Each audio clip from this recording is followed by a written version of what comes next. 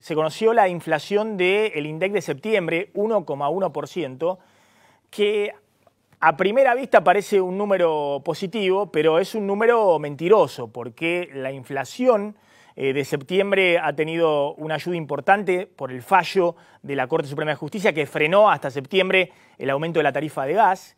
Sin el fallo, la inflación hubiese sido 1,7%, que igualmente viene a un rango muy inferior al que venía, obviamente, en la primera parte del año. Pero hay otro dato que tal vez es tanto más preocupante, que es la inflación de alimentos, con lo cual no tiene nada que ver ni las tarifas, ni otras cuestiones de la economía. La inflación de alimentos fue del 2,3%, es decir, más que duplicó la inflación. La inflación de alimentos es la que pega directamente en los sectores sociales más postergados. Además, en un contexto, en una economía que tiene el dólar casi fijo hace ya varios meses. Es decir, que el gobierno está con el dólar que no se mueve prácticamente desde marzo y aún así hay una inflación de alimentos importante. En una economía que además el consumo masivo de alimentos viene para abajo en los últimos meses, incluido septiembre. Entonces la pregunta es, ¿qué pasó? Ahora vamos a hablar con Ismael Bermúdez, que de esto sabe mucho, pero es verdaderamente una preocupación, porque el gobierno viene planteando que hay una convergencia de la inflación, y es cierto, si uno ve mes a mes los números del INDEC dan para abajo, pero en parte los últimos meses tienen que ver con el ayudín del fallo de la Corte Suprema de Justicia. Es la placa siguiente, por favor, señor director.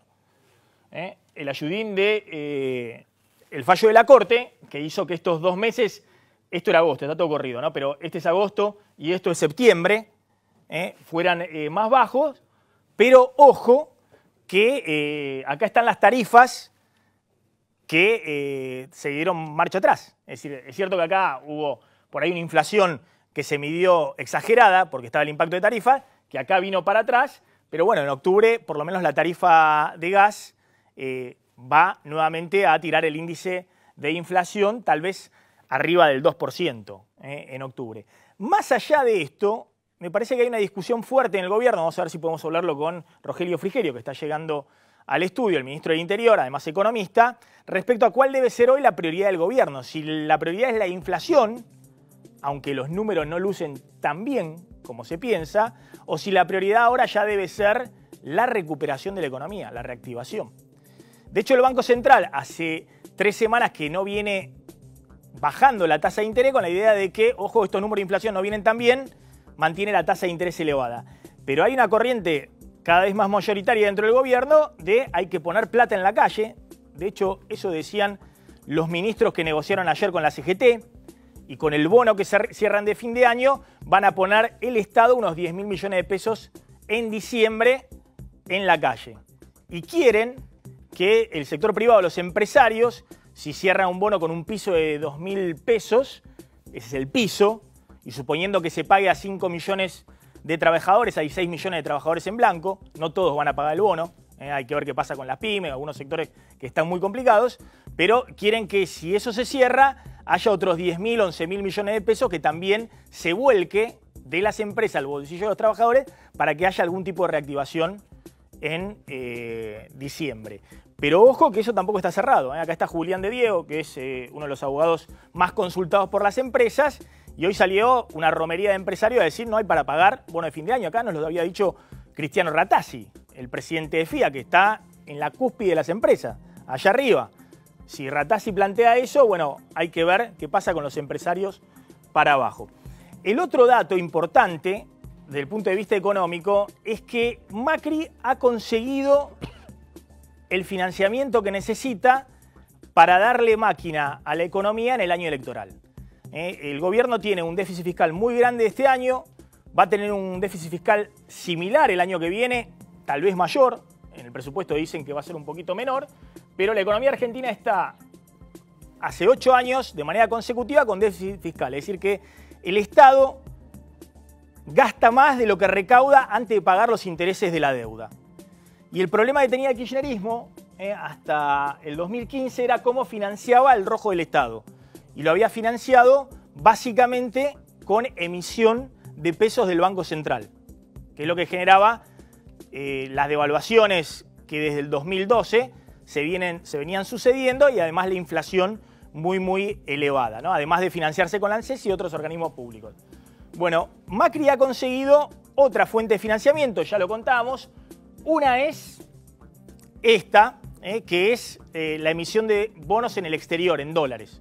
Una emisión muy grande, ya van 22.000 millones de dólares que el Estado Nacional viene emitiendo en el exterior, que es más que lo que emitieron en los últimos años 4 países latinoamericanos juntos, grandes: Brasil, México, Perú y Colombia. Todos sumados, ninguno emitió tanta deuda como emitió Argentina hasta ahora.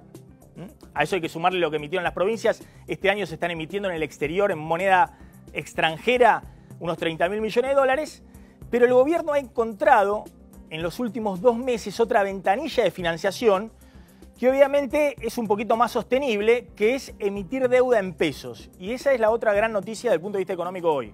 El gobierno emite 76.000 millones de pesos de deuda en bonos, que le da fundamentalmente a bancos o a inversores del exterior, que vendieron dólares para comprar estos bonos en pesos, y a una tasa fija a varios años vista. De hecho, emitió 53.000 millones de pesos a 10 años, a una tasa fija del 15%, con lo cual significa que los que están comprando este bono piensan que la inflación en el futuro anual no va a ser superior al 15%, que el dólar por año no va a subir mucho más del 15%, porque si no estarían perdiendo. Y a una tasa también fija a 7 años, un poquito más cara, al 16%, emitieron otros 22.000 millones de dólares. Más allá de las cuestiones técnicas, Macri consiguió el financiamiento, es decir, que encontró un nuevo chiche, un nuevo juguete, para poder financiar el agujero del Estado, el agujero fiscal. Y eso le da mucho aire en la elección del año que viene si quiere meterle bomba a la economía. Es decir, si quiere hacer más obra pública, dar aumento de salarios en el sector público o a jubilados. Es decir, todo hoy se financia con deuda. Siempre dijimos, eso tiene un costo. En algún momento eso se corta, y ese es el inconveniente principal que tiene el endeudamiento. Claro que es mejor endeudarse en pesos que endeudarse en dólares. El gobierno lo toma como una señal de confianza. Acá hay mucha gente, muchos inversores están prestando al gobierno a 10 años a tasa fija en pesos al 15%. Que dicho sea de paso, es una tasa que hoy no consigue ninguna empresa productiva de la Argentina. Y de hecho ese es un problema.